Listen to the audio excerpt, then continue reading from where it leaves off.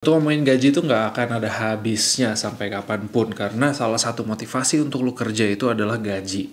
Nah, untuk mendapatkan gaji yang tinggi, gimana caranya dan berapa lama lu harus mendedikasikan diri lu di pekerjaan ini supaya lu bisa mendapatkan gaji yang tinggi itu yang lu inginkan. Hari ini gue akan membahas gaji khususnya untuk gaji arsitek di Indonesia dan di luar negeri, hanya untuk perbandingan.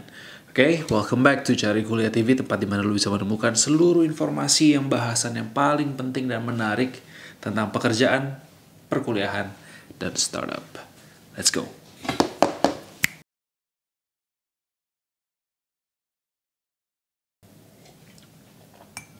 Minum dulu. Sekarang gini, kalau misalnya kita ngomongin gaji soal tentang arsitektur, oke? Arsitek itu ada dua tipe.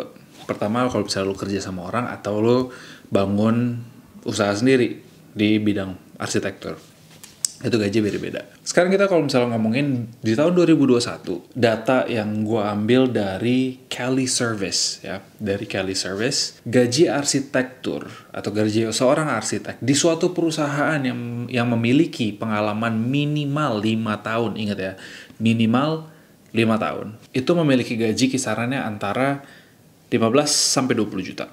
Oke, itu 5 plus. Dan itu lulusan S1 bukan S2. Sekarang pertanyaannya, gimana cara gue bisa mendapatkan gaji yang tinggi, misalnya kayak 100 juta per bulan, sehingga setahunnya tuh gue kira-kira bisa mendapatkan 1,2 M. Gimana caranya? Mungkin nggak? Mungkin. Yes, mungkin. Trust me. Kenapa? Karena ada beberapa perusahaan di Indonesia ini, kalau misalnya perusahaan developer, lu cari sendiri deh perusahaan developer yang besar itu apa. Gue kasih salah satu contohnya, itu ada Sinarmas, ada Sumarekon. Lu pilih. Karena kalau misalnya lu bisa mencapai ke direktur yang memegang bagian arsitektur, gaji itu udah tinggi.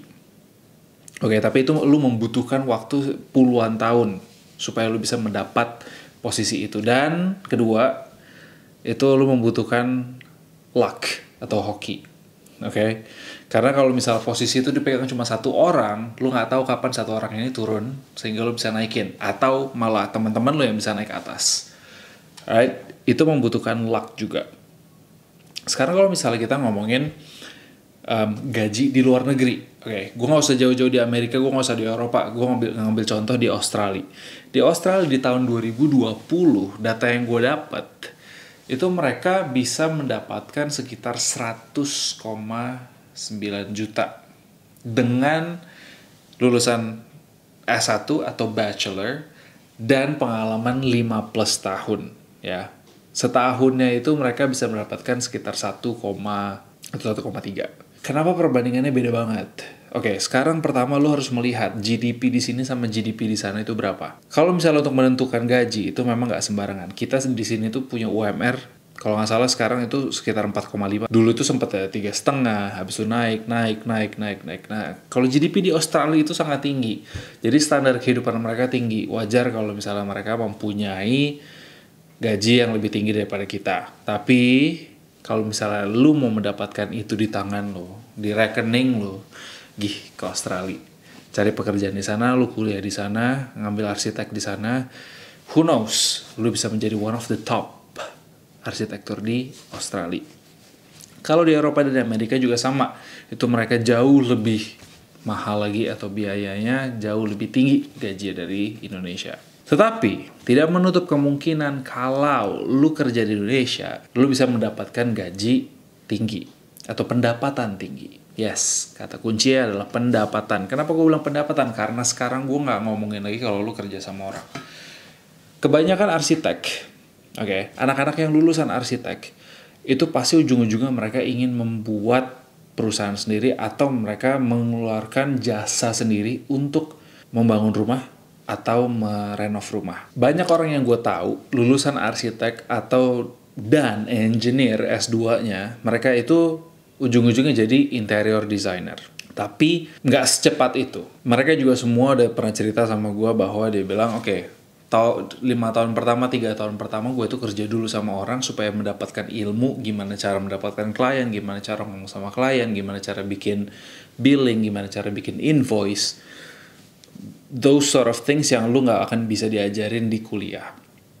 Oke, itu soft skills.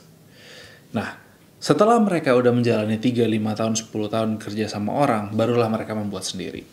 Nah, mereka membuat sendiri ini pun biasanya mereka menjadi interior designer, bukan jadi arsitek yang benar untuk membangun rumah. Although, meskipun mereka bisa, ya, dengan catatan mereka bisa membangun rumah, tetapi pekerjaan mereka sehari-hari lebih sering untuk merenov rumah, bukan untuk membangun. Kenapa? Alasannya sederhana. Untuk membangun rumah sama renov rumah, mahalan mana? Udah pasti mahalan untuk membangun rumah. Kedua, untuk membeli suatu tanah atau membeli rumah itu tidak murah. Oke, biasanya mereka membeli rumah kecil, tapi mereka ingin membuat rumah ini cozy, nyaman untuk ditinggalin. Makanya kenapa mereka lebih prefer untuk renovin rumah. Kedua, berapa lama untuk merenov rumah sama berapa lama untuk membangun rumah? Jawabannya adalah lebih cepat untuk merenov rumah daripada membangun rumah. Makanya dari itu kenapa banyak banget orang yang memilih menjadi interior designer daripada menjadi yang pure arsitektur. Kalau lu mau menjadi arsitek yang pure, lu lebih banyak kesempatannya kalau misalnya lu kerja di perusahaan developer. Ingat ya, seperti tadi gue bilang, ada beberapa di Indonesia ini yang terkenal juga, yang mereka suka bangun komplek-komplek baru, mereka suka bangun compound baru untuk komersil, untuk hunian, itu banyak banget. Jadi lu tinggal pilih. Dan kalau misalnya lu bisa terkenal di situ, otomatis pasti lu akan bisa terkenal di luar sana. Jadi kalau misalnya lu mau membangun nama lu dulu nih sekarang, lu kerjalah sama orang di perusahaan itu. Baru nanti 5-10 tahun lu udah selesai, lu punya nama sendiri, baru lu keluar untuk menjadi arsitek yang bisa membangun bangunan gedung, rumah, hospital, whatever you wanna. Alasan terakhir kenapa orang lebih banyak mau merenov rumah daripada membangun rumah, itu adalah karena pertama, atau bisnis ya, gue gak usah ngomongin rumah, ini bisnis juga bisa. Karena pertama, desain itu tidak timeless. Desain itu pasti akan ada selalu perubahan-perubahan setiap tahunnya. Sehingga lu sebagai interior designer, lu harus bisa mengikuti tren-tren yang ada di tahun-tahun ini, di era ini. Nanti who knows, 50 tahun lagi trennya berubah. Lo harus bisa ngikutin itu. Makanya kenapa lebih banyak orang menjadi interior designer daripada arsitek. Nah sekarang kalau misalnya kita ngomongin lo mau bikin bangun firm sendiri, perusahaan sendiri sebagai arsitek. Ada nggak sih standar gaji arsitek di Indonesia? Jawabannya singkat yes, ada. Ada standar gaji untuk arsitek meskipun lo membangun perusahaan sendiri, meskipun lo memiliki atau menawarkan jasa punya lo sendiri kepada orang. Oke, ini yang sudah diatur oleh Ikatan Arsitektur Indonesia. Dan untuk fee yang lu bisa dapatkan, itu terbagi menjadi 3 kategori. Kategori pertama, mereka mendefinisikan ini sebagai bangunan yang memiliki karakteristik sederhana. Dan tingkat kesulitannya cukup rendah. Sehingga untuk membuat itu nggak susah. Misalnya kayak bengkel, bangunan komersil kayak yang tidak bertingkat ya, hostel, dan lain-lain. Kalau kategori kedua, mereka mendefinisikan ini sebagai bangunan yang memiliki karakteristik serta tingkat kesulitan yang rata-rata saja yang cukup. Jadi nggak terlalu susah, nggak terlalu mudah. Nah, ini juga dibagi untuk beberapa tipe. Tipe industrial, tipe komersil, medis, and so on.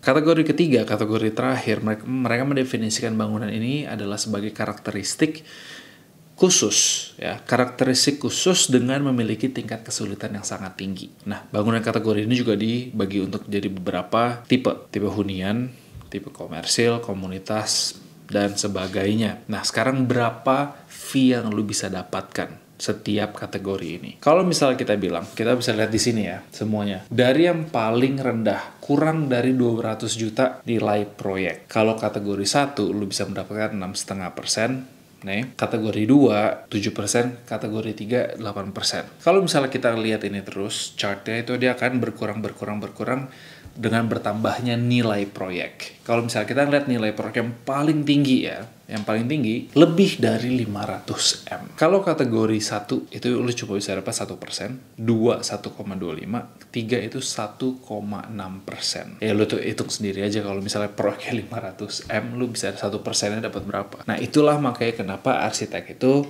kebanyakan orang setelah lulus, mereka membina ilmu dulu sendiri di pekerjaan lain, di perusahaan lain, sehingga mereka bisa mendapatkan seluruh wawasan untuk membangun punya sendiri. Karena siapa yang nggak mau kalau lu dapat proyek lebih dari 500M, lu dapat 1% aja. Siapa yang nggak mau, gue tanya, ya kan? Kalau misalnya kita ngomongin fresh graduate, lu cuma bisa mendapatkan UMR lah. Oke. Kalau lu mau membuat perusahaan lu sendiri, atau lu mau menawarkan jasa, ya jasa arsitek atau jasa interior design kepada orang, harganya itu bervariasi. Ya, bisa ada dari paling murah 100.000, 200.000, 250.000, sampai paling mahal bisa sejutaan per meter persegi. Kalau rata-rata itu antara 200 sampai 750. Ada yang mahal banget. Kalau yang udah mahal banget, biasanya mereka udah punya nama. Tapi kalau yang mereka masih baru, biasanya mereka minim 200.000. Nah, intinya, ya, kalau lu mau mendapatkan gaji yang tinggi untuk sebagai profesi arsitek ya, sebagai profesi arsitek atau interior designer, setelah lu baru lulus ya, atau lu baru merintis usaha lu, jangan pernah menolak proyek-proyek kecil. Kenapa? Pertama, lu bisa latihan dari proyek kecil itu. Kedua, portfolio itu sangat penting. Karena orang akan melihat lu terkenal atau enggak, lu bagus atau enggak, itu dari hasil kerjaan lu. Ya, jadi, keep on dreaming, teruslah bermimpi, positive thinking, ya, berpikir positif, positive mind, ya, hati lu, pikiran lu, semuanya harus positif, sehingga lu bisa mendapatkan apa yang lu mau. Oke? Lu harus mencurahkan semuanya yang ada di pikiran lu, ada di hati lu. Lihat goal lu apa, dan jalanin. Percayalah, percaya sama diri lu sendiri bahwa itu akan terjadi. Alright? Karena tidak ada yang tidak mungkin di dunia ini. Oke? Kalau lu belum nonton Agatha Carolina, gue sempat interview dia. Dia itu dulunya arsitek, sekarang menjadi interior designer. Kalau lu mau lihat, klik di sini sekarang. Jangan sampai ketinggalan. And please subscribe, like, and comment kalau lu suka video ini, sehingga lu bisa membantu gua. Thank you, goodbye.